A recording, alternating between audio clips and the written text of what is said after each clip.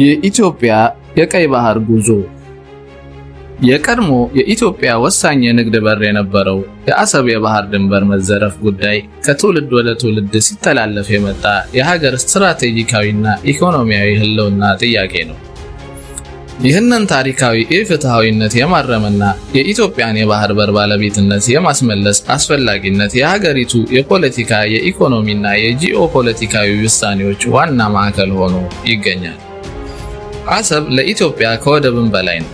የብሔራዊ ክብር፣ የኢኮኖሚ ነፃነትና የጂኦፖለቲካዊ ደህንነት መገለጫ ነው።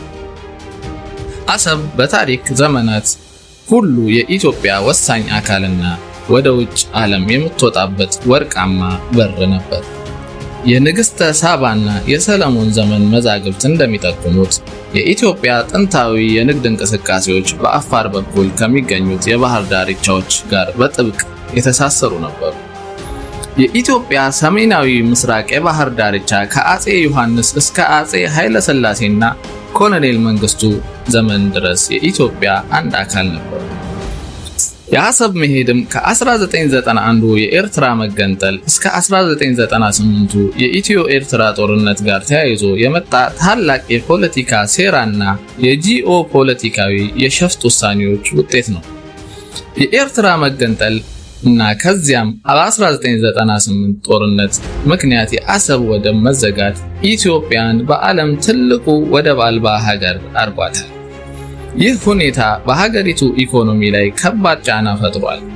ከፍተኛ የሎጂስቲክ ወጪ፣ ወደብ አልባ መሆን፣ ከውጭ የሚላኩ ዕቃዎችን ሁሉ በጎረቤት ሀገራት ወደቦች በዋነኝነት በጅቡቲ እንዲያልፉ አስገድዷል። ይህ ደግሞ በኪሎ ሜትር ርቀትና በተከራዩት የወደብ አገልግሎት ምክንያት የትራንስፖርትና የሎጂስቲክ ወጪን በከፍተኛ ሁኔታ ጨምሯል። አሰብን የማስመለስ ስትራቴጂካዊ እርምጃዎች። ኢትዮጵያ አሰብን በተመለከተ ያጣችውን መብት ማስመለስ የምትችለው ሁሉን አቀፍና በጥንቃቄ የተመዘነ የወታደራዊ፣ ዲፕሎማሲያዊ፣ ኢኮኖሚያዊና ጂኦፖለቲካዊ ስትራቴጂ በመጠቀም። አንደኛ፣ ዲፕሎማሲያዊና ህጋዊ የትግል ምዕራፍ።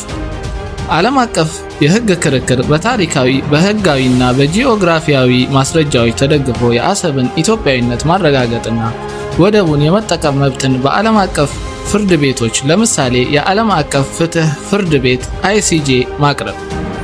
የማስረጃ ዝግጅት።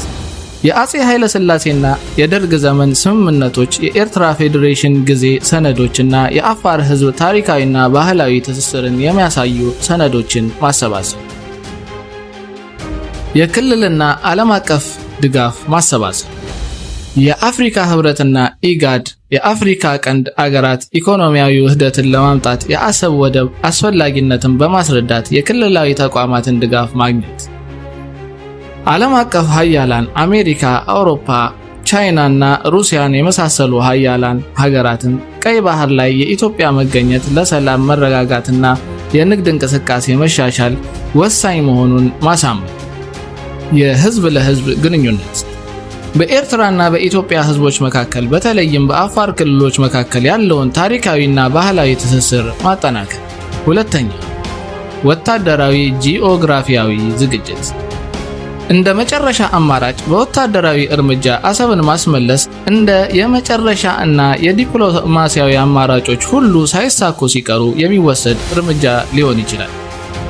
የወታደራዊ አቅም ግንባታ። ኢትዮጵያ ከፍተኛ የቴክኖሎጂ አቅም ያለው ሚዛናዊና ዘመናዊ የመከላከያ ሰራዊት መገንባት አለባት። የባህር ኃይል ማቋቋም። ቀይ ባህር ላይ ተጽዕኖ መፍጠር የሚችል በአጭር ጊዜ ውስጥ ወደብ መቆጣጠር አቅም ያለው ጠንካራ የባህር ኃይል ማቋቋም። ይህ በእርግጥ የኢትዮጵያ መንግስት ካለፉት አምስት ዓመታት ወዲህ ሲተገብረው የቆየ ተግባር። የአፋር ክልል ስትራቴጂክ። አፋር የአሰብ ወደብ አቅራቢያ የሚገኝ ክልል። የሀገሪቱ ወታደራዊ አቅም በአፋር ክልል ተፈጥሯዊ፣ ጂኦግራፊያዊ ለምሳሌ በበረሃና በሜዳ ውጊያ ለመጠቀም የሚያስችል ዝግጅት ማድረግ።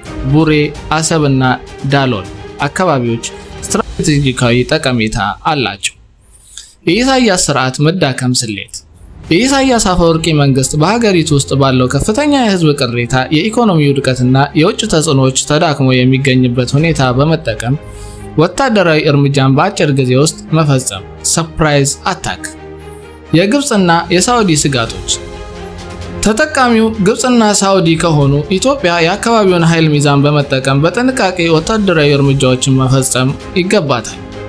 የኢሳያስ አፈወርቂ አገዛዝ ፍጻሜና የኢትዮጵያ ተጠቃሚነት።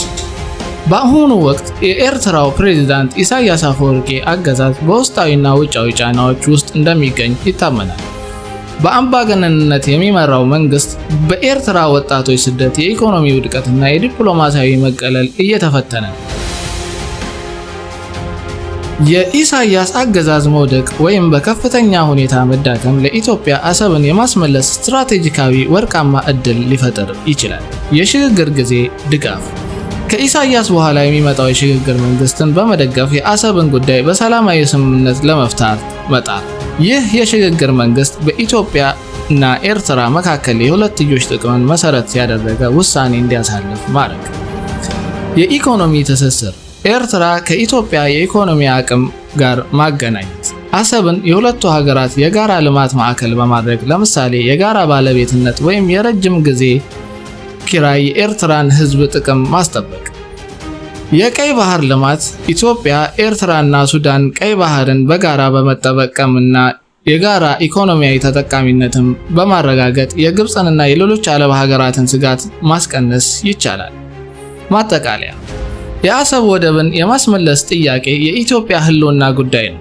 ኢትዮጵያ ይህንን ታሪካዊ ኢፍትሐዊነት ለማረም በወታደራዊ፣ ዲፕሎማሲያዊና ኢኮኖሚያዊ ጂኦፖለቲካዊ አቅሟን ተመስርታ ሁሉን አቀፍ ስትራቴጂክ ማዘጋጀት አለባት።